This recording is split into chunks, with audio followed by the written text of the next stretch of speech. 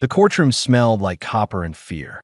Nadia Okonkwo had noticed this during her 3 days of trial, how the alien air filters gave everything a metallic taste that sat heavy on her tongue.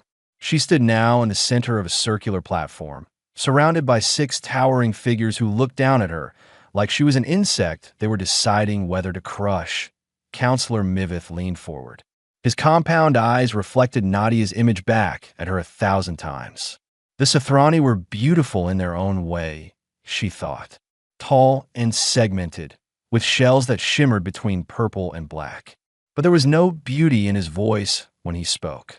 Dr. Nadia Okonkwo of Earth, you have been found guilty of interference in natural extinction protocols. You transported 200 Pelori refugees to protected Moon Sigma, without authorization. You defied direct orders from this council. You undermined the natural order of galactic selection. Nadia said nothing. There was nothing to say. She had done exactly what they accused her of. She would do it again. The Pelori were small creatures, barely reaching her knee. They had wide eyes and soft voices, and they sang to their children every night before sleep. The hegemony had decided their planet was better used for mining. When the Pelori protested, a plague appeared. Mysterious, untraceable, deadly. Nadia had been stationed nearby as a xenobiologist. She was supposed to document the extinction. Instead, she stole a transport ship in the middle of the night and saved everyone she could fit inside 200 lives. That was her crime. The sentence, Mivith continued, is exile. You will be transported to Caro 7, where you will remain until natural death occurs. A murmur passed through the gallery. Even the other council members shifted in their seats. Caro 7. Everyone knew that name. Category 9 Death World. No survey team had ever returned. The planet killed everything that landed on it. They were not just exiling her. They were executing her slowly. Do you have any final words? Mivith asked. He sounded bored. Nadia looked up at him. Her voice was steady. I would like my research equipment. My scanner, my sample kit, my data pad. Mivith's mandibles clicked together. It took her a moment to realize he was laughing. You believe you will need research equipment? On Caro 7, he waved one long arm dismissively. Grant her request. Let her carry her toys to her grave. The guards came then. They were Gorvathi, massive bear-like creatures bred for enforcement. Their paws closed around her arms with enough pressure to bruise, but not break. Nadia walked between them with her head high. She passed through corridors of polished metal, past windows that showed the stars stretching forever in every direction. Somewhere out there, 200 Pelori were waking up on a moon where they were safe. Somewhere out there, they were singing, worth it, she thought. Whatever comes next, it was worth it. The drop pod was small and cold. They gave her 30 days of rations, a basic shelter kit, her research tools, and one change of clothes. No weapons, no communication device, no hope that a technician sealed the door. Through the small window, Nadia watched Station Meridian 9 grow smaller as the pod drifted toward its launch trajectory. She could see Caro 7 now, growing larger in the opposite viewport, red and orange and brown, wrapped in storms that moved like living things. The pod's automated system spoke in a flat voice. Atmospheric entry in 10 minutes. Brace for turbulence. Nadia strapped herself into the single seat and closed her eyes. She thought about Earth, a planet she had not seen in 15 years. She thought about her mother's garden, about the smell of rain on hot pavement, about the sound of birds at dawn. Earth was a dangerous world too, by galactic standards. Extreme temperature shifts, predators, diseases, natural disasters. Humans had not conquered Earth. They had learned to live with it, to understand it, to make it home despite everything that could kill them. Maybe that was why the hegemony feared humans so much. Not because they were strong or advanced. Because they adapted. Because they survived. Because they looked at impossible places and saw possibility. The pod shook as it hit the upper atmosphere. Warning lights flashed.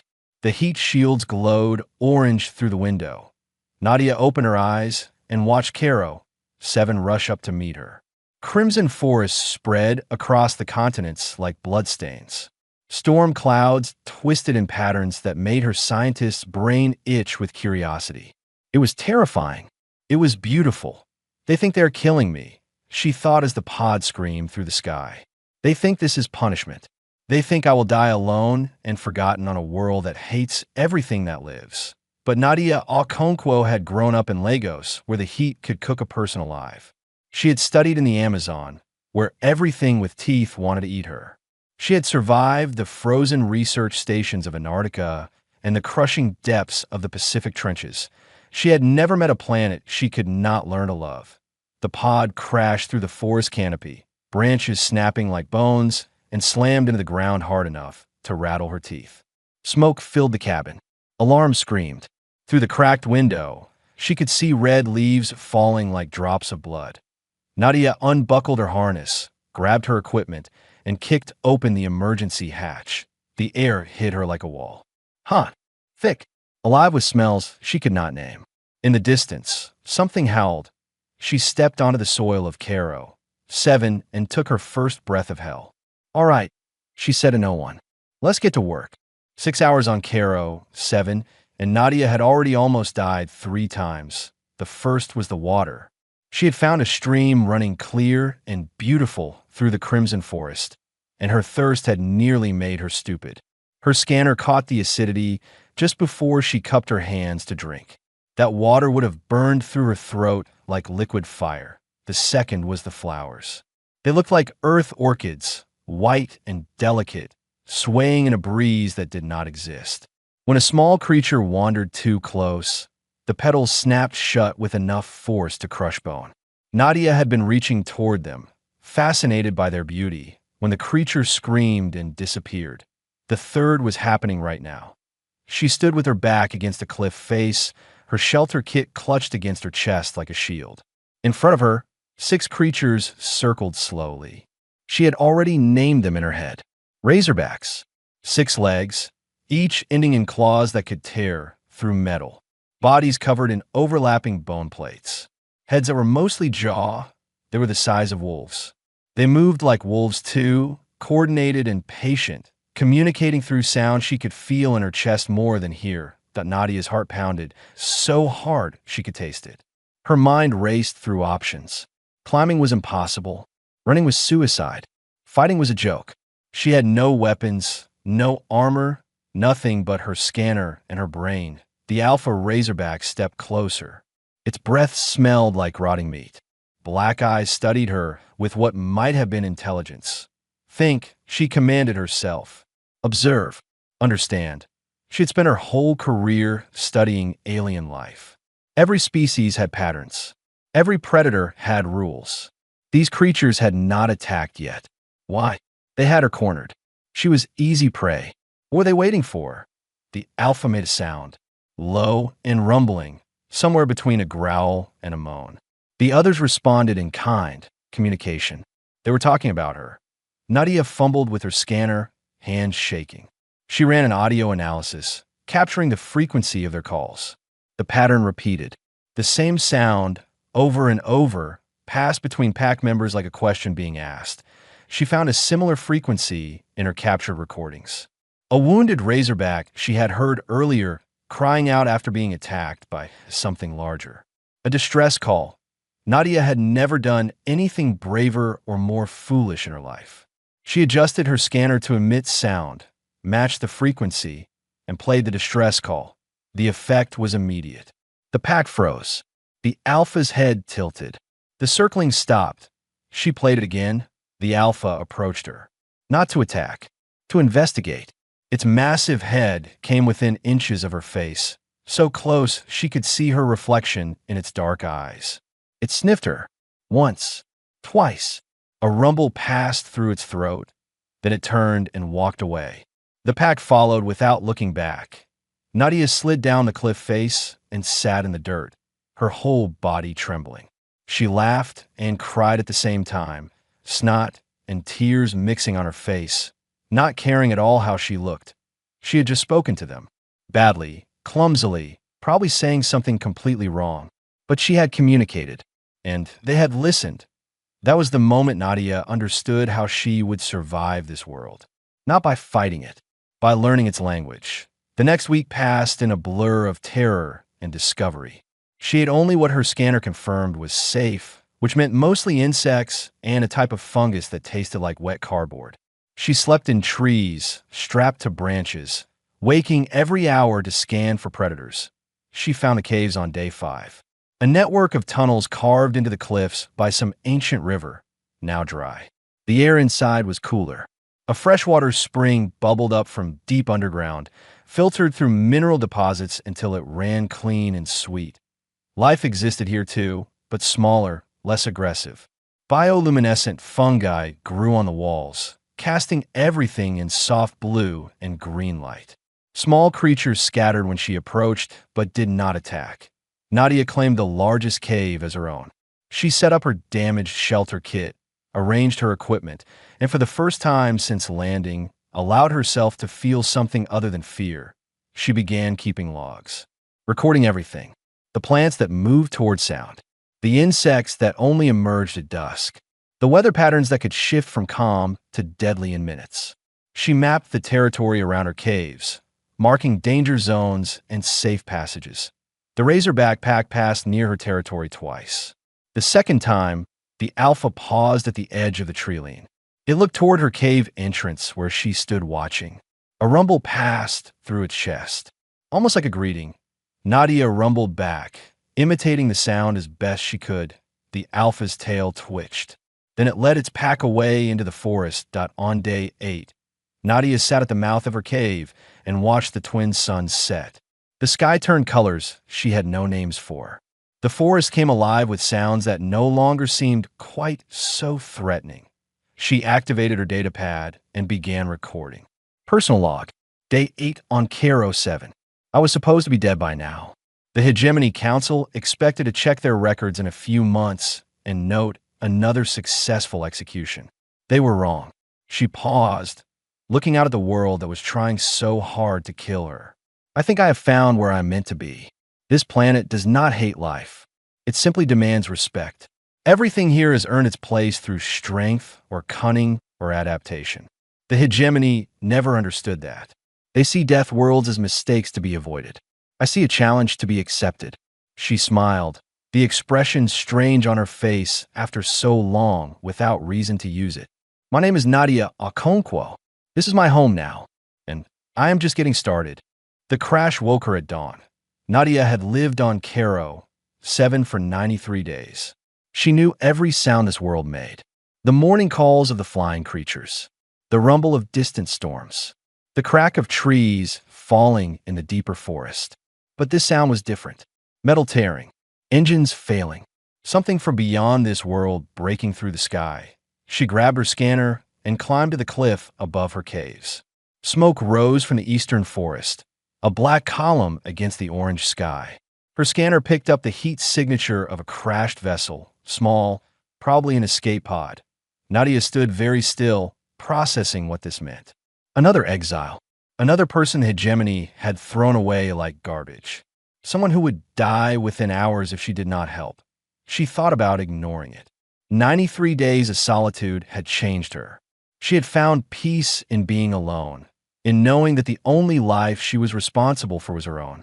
Another person would complicate everything, but the smoke kept rising. And somewhere in that wreckage, someone was probably terrified and bleeding. Nadia climbed down and started walking.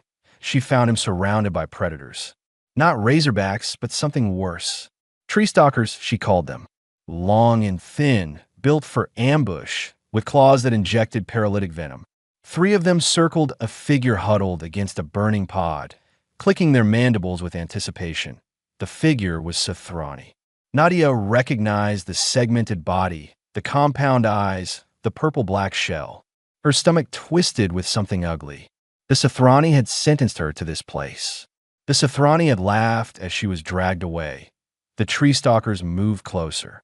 The Sothrani made a sound of pure terror. Nadia pulled out a small device she had built from salvage parts. It emitted a frequency that hurt the tree stalker's sensitive hearing. She had used it twice before, and both times it had worked. She pressed the button. The sound was too high for her ears, but the tree stalkers screamed and scattered into the forest. The Sithrani collapsed against his ruined pod. His shell was cracked in several places. Purple fluid leaked from wounds on his torso and legs. His compound eyes were wild with fear as she approached. "Please," he said in accented common. "Please do not hurt me." Nadia stood over him, looking down at this broken creature who belonged to the species that had destroyed her life. She could walk away. No one would ever know. The planet would do the rest. Instead, she knelt beside him and opened her medical kit. "I'm going to help you," she said. "This will hurt. Try not to scream. The noise attracts predators." His name was Revel. He was young, barely an adult by Sithrani standards. He had spoken against the hegemony's extinction protocols in a public forum, demanding answers about why so many species were dying under their rule. His own people had arrested him within hours. "They called me a traitor," he said as Nadia cleaned his wounds with antiseptic made from local plants. "They said I was betraying our place in the natural order. I asked one question, and they threw me away." "One question is all it takes," Nadia replied. "I saved 200 lives." Same result. Revel's eyes focused on her face. "You are the human, the one from the trial. Counselor Mivith spoke of you.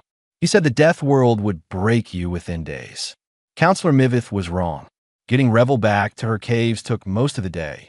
He was heavier than he looked, and he kept passing out from pain and blood loss. Twice they had to hide from predators.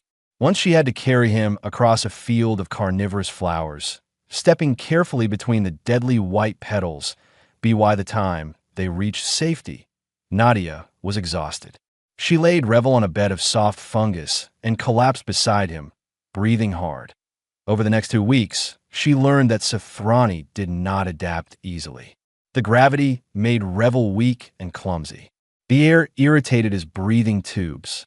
The food made him sick more often than it nourished him. Nadia modified her home.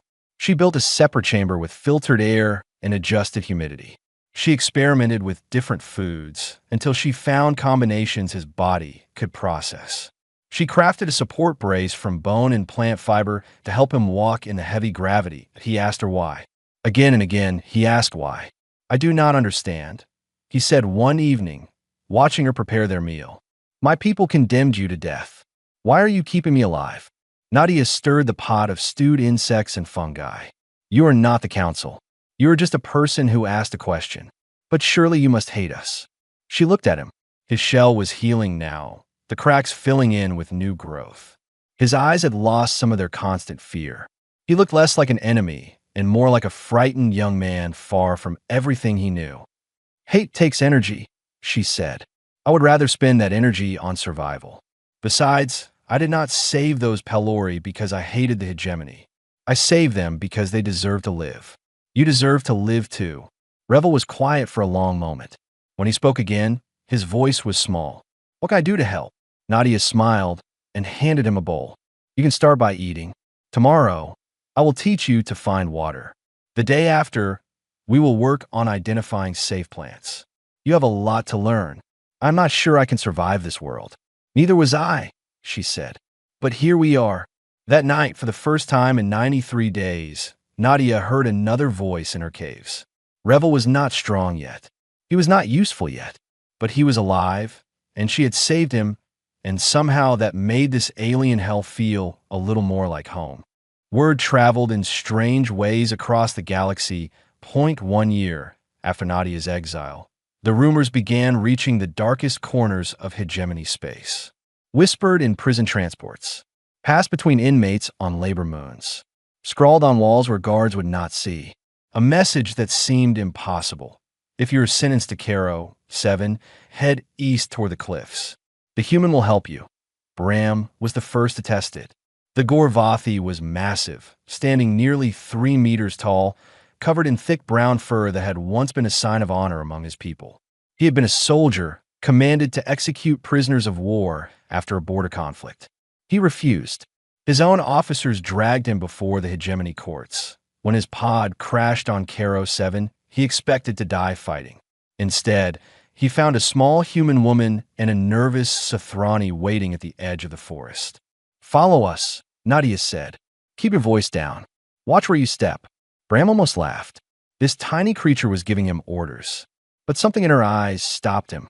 A certainty that did not match her size. He followed. The twins came next. Liz and Pell were Venery, small bird-like beings with bright feathers and clever hands. They had stolen medicine from a hegemony warehouse and smuggled it to their dying colony. Thousands had lived because of their crime. The council thanked them by throwing them away. They arrived half dead, their feathers dull and broken, their spirits nearly crushed. Revel nursed them back to health, while Nadia expanded the cave system to accommodate their needs. Old Kareth was the strangest arrival. The Morvine were an aquatic species, forced to wear mobility suits when outside water. Kareth had taught history at a prestigious academy for 200 years. Then he began teaching the truth, the parts the hegemony wanted forgotten. How many species had really died under their rule? How the natural order was anything but natural. His suit was damaged when his pod landed. Nadia spent 3 days repairing it before he could breathe properly again. "Why did you help me?" he asked, the first words he spoke after regaining consciousness. His voice came through speakers in his suit, deep and ancient. "Because you needed help," Nadia replied. "That is not how the galaxy works." She shrugged. "Maybe that is why the galaxy is broken." The settlement grew. 23 residents from 9 different species. Nadia stopped calling it a camp and started calling it haven, but growth brought problems. Resources stretched thin. Tensions rose between species that had never lived together before. Bram especially struggled, his warrior instincts telling him that survival required dominance. "You are too soft," he growled at Nadia one evening. "This place needs strength. Rules. Someone in charge who can enforce order." Nadia looked up at him, her face calm. "You want to be in charge? I want us to survive. Then come with me." She led him through the forest as dusk fell. Bram's hand kept moving toward the bone knife at his belt, but Nadia walked as if she owned every shadow. They stopped at the edge of Razorback territory. The pack emerged from the darkness, 6-legged predators that made even Bram nervous. The alpha approached Nadia, its massive head lowering until her hand rested on its skull. "When I first arrived here," she said quietly, "this pack almost killed me. I survived not by fighting them, but by learning their language, by showing them respect. Caro, 7 taught me something the hegemony never understood." "What is that?" "Strength is not about what you can kill." She scratched behind the alpha's bone plating, and it rumbled with pleasure. "It is about what you can understand." Bram watched the deadliest predator on the planet lean into a human's touch like a pet. Something shifted behind his eyes that he did not challenge Nadia again. The seasons turned. Haven developed structure. Hunting parties led by those who knew the forest best. Farming rotations using techniques adapted from 9 different worlds. Construction projects that combined technology and biology in ways none of them could have imagined alone. Liz and Pell built a communication array from salvage pod parts. It could not reach hegemony space, but it could detect approaching ships. Early warning for anyone else who might come. Kareth taught history to anyone who would listen. Real history. The young learned not just how to survive, but why they needed to, what they were carrying forward. Nadia created a council. 1 representative from each species, each voice equal, each vote counting the same. Decisions made together. Responsibilities shared. When the mega predators migrated through their territory, 100 beasts that could crush caves with their weight, Haven worked as one. Gorvathi's strength set up barriers. Sothrani coordination mapped escape routes. Venery ingenuity created sound systems that redirected the herd. Morvine knowledge predicted their patterns. They survived. More than survived. They watched the migration pass around them like water around a stone. That night, they celebrated. Different species sharing food and stories and laughter in the blue-green light of the fungus caves. Nadia sat at the edge, watching, feeling something warm spread through her chest. She had not just survived. She had built something. A community of outcasts who had every reason to hate each other, working together, protecting each other, becoming family. Revel appeared beside her. Liz detected something. A hegemony survey drone passed overhead this afternoon. High altitude, quick scan. They know we are here. Nadia nodded slowly. She had expected this eventually. Then we prepare, she said. Whatever comes next, we face it together. She looked out at Haven, at the impossible family she had built from nothing. Let them come, she thought. Let them see what we have made. 18 months. That was how long Nadia had been dead, according to hegemony records. Counselor Mivith stood at the viewport of his command ship, watching Caro, 7 spin below him. The reports had seemed impossible when they first reached him. A surviving human, a growing community, order on a world of chaos that he had come to see for himself. And now, looking at the scanner readings showing 23 life signs clustered in the eastern cliffs, he felt something he had not felt in centuries. Fear. The shuttle landed in a clearing half a kilometer from Haven. Mivith stepped out with 6 armed guards, his compound eyes scanning the forest that should have been deadly, but instead felt almost calm. A path had been cleared through the vegetation. Markers showed safe passage. Nadia waited at the edge of her territory. She looked different than he remembered. Stronger. Harder. Sun-darkened skin and calloused hands and eyes that had seen things no courtroom could imagine. Counselor, she said, welcome to Caro 7. Watch your step. The flowers bite. He had expected her to be broken, begging, grateful for rescue. Instead, she stood like she owned the planet. Dr. Okonkwo. His voice clicked with irritation. You have created quite a problem. I have created a home. She led him through Haven, past the cultivated gardens where alien plants grew in careful rows, past the water systems channeling purified streams to every chamber, past workshops and sleeping quarters and a common area where creatures from across the galaxy shared a meal. A Gorvathi nodded at Nadia as she passed. A pair of Venery waved from their workbench. An ancient Morvine in a repaired mobility suit watched Mivith with knowing eyes. This is impossible, Mivith said. These species have nothing in common. They should be fighting for resources, establishing dominance, tearing each other apart. They should be, Nadia agreed. But they chose something better. He stopped walking. His guards formed up around him, weapons ready. The Hegemony Council has discussed your situation, he said formally. You have a choice. Return with me now. Renounce your crimes. Tell the galaxy that this was all a mistake, a delusion, a survival fantasy. We will resettle your followers on appropriate worlds. You will live out your days in comfortable isolation. And if I refuse, then Caro 7 will be declared a permanent quarantine zone. No contact, no supplies, no rescue. You will be erased from all records. It will be as if you never existed. Nadia considered this. Above them, hegemony ships hung in orbit. Enough firepower to turn these cliffs to glass. Enough authority to make an entire community disappear. You forgot a third option, she said. There is no third option. There's always a third option. She turned to face him fully. I refuse your deal. And then I tell everyone what you tried to do. Mivith's mandibles clicked with anger. No one will hear you. This planet has no communication capability. You are alone out here. Liz, Pell. Nadia raised her voice slightly. Now, somewhere in Haven, the twins activated their creation. The communication array they had built from salvage pods, improved and expanded over months of careful work, powerful enough to reach every frequency the hegemony used. Nadia's voice broadcast across the stars. My name is Dr. Nadia Okonkwo. 18 months ago, the Hegemony Council exiled me to a death world because I saved lives they wanted ended. They expected me to die. Instead, I built a community. 23 souls from 9 species, all of us thrown away, all of us choosing to survive together. She looked directly at Mivith as she spoke.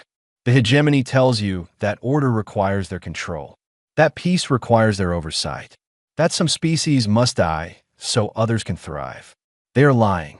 Here on Caro 7, we have proven another way is possible. Cooperation without conquest. Diversity without dominance. Home without permission. Static crackled as the message repeated, bouncing through relay stations and communication networks across the galaxy. To everyone who has been told they do not matter, to everyone sitting in prison cells and labor camps and exile ships, you matter. You deserve to live. And if you end up on Caro 7, head east toward the cliffs. We will find you. We will help you. We will make room." The transmission ended. Silence filled the forest. Mivitha's voice shook with fury. "You think this changes anything? I can destroy this place from orbit. One command. Seconds." You can, Nadia agreed. "But now the galaxy is watching. Now everyone knows what you try to hide. If you kill us, you prove everything I just said." He stared at her. The human who should have died. The criminal who should have been forgotten. She had turned her execution into a revolution. "You have made a terrible enemy today," he said quietly. "I made a terrible enemy 18 months ago when I saved lives the hegemony wanted dead. What is one more enemy when you've already lost everything?" The hegemony ships left orbit that night. Caro 7 was declared a permanent quarantine zone, exactly as Mivith had threatened. But the message had spread too far to stop. The story was out. Nadia watched from the cliff where she had first arrived. Revel stood beside her, his shell reflecting the starlight. "They will be back," he said. "I know. We will need to be ready. We will be." Below them, 3 new pods broke through the atmosphere. More exiles, more outcasts, more people who had heard the message and chosen a death world over hegemony submission. Nadia smiled. "Come on," she said. "Let's go welcome them home." 5 years changed everything and nothing. Nadia walked through streets that had not existed when she first crashed here. Buildings carved into cliff sides, bridges spanning canyons, gardens growing on terraces that caught the light of the twin suns. Haven had become a city of 400 souls, 27 species, all of them thrown away by a galaxy that believed they had no value. Children ran past her, playing a game that combined elements from a dozen different cultures. A young Sithrani chased a Gorvathi cub, while Venery twins kept score from a nearby branch. They had been born here, these children. They knew no other home. They called themselves the Rooted. The Razorback Alpha found her near the eastern gate, pressing its massive head against her hand in greeting. It was old now, gray spreading through its bone plates, but it still patrolled the borders of Haven as if the settlement were part of its territory. In a way, it was. "Nadia." Revel appeared beside her, datapad in hand. "The delegation has arrived." She nodded and followed him to the meeting hall. Her joints ached in the morning now. Silver threaded through her hair. 39 years old, and she felt ancient in the best possible way. The delegation waited inside. 5 representatives from the coalition of younger species, civilizations that had watched Haven grow from impossible rumor to undeniable reality. They had come not as conquerors or judges, but as students. Their leader was a young female from a species Nadia did not recognize. Tall and willowy, with skin that shifted colors based on emotion. Right now it showed pale blue. Nervous. Hopeful. "Dr. Okonkwo," she said. "Thank you for receiving us. My name is Seneth. We have traveled very far to see your community." "You have traveled far to see what we built," Nadia corrected gently. "Haven does not belong to me. It belongs to everyone who calls it home." She gave them the tour herself. The water purification systems designed by Venery engineers. The defense networks planned by Gorvathi strategists. The historical archives maintained by Kareth, now the oldest resident of Haven, his mobility suit decorated with honors from species that had never honored a Morvine before. She showed them the integration programs where new arrivals learned to survive. The council chambers where every species had equal voice. The medical facilities that combined knowledge from across the galaxy to heal injuries no single culture could treat alone. "This should not work," Seneth said quietly. "Our models, our histories, everything tells us that different species cannot coexist without hierarchy. Someone must always be in charge. Someone must always be dominant." Nadia smiled. "Your models are based on hegemony data. The hegemony has always needed hierarchy to maintain control. We discovered that control was never the point. Then what is the point?" They stood on a balcony overlooking Haven's central square. Below, the evening meal was being prepared. Dozens of species worked together, cooking and serving and sharing food that had been adapted to feed everyone. "Connection," Nadia said. "The hegemony sees a death world and thinks, how can we conquer this? We saw a death world and thought, how can we understand this? The same approach works with people. Stop trying to control others. Start trying to understand them. You will be amazed at what becomes possible. Seneth's skin shifted to warm gold. We want to build something like this. On our worlds. For our people. Then stop asking permission. Start building. The delegation stayed for 3 days. They learned. They asked questions. They watched how a society could function without the constant threat of violence to maintain order. When they left, they carried more than knowledge. They carried hope. That evening, an emergency signal reached Haven. A hegemony transport had crashed on the southern continent. The ship had been carrying prisoners to a labor moon when its engines failed. Only one survivor, a child. Nadia went herself. She found the girl huddled in the wreckage. Human, maybe 8 years old, dark hair matted with dirt and tears streaking down her face. The colony she came from had been abandoned by hegemony forces, the adults taken for questioning, the children left to fend for themselves. Nadia knelt beside her.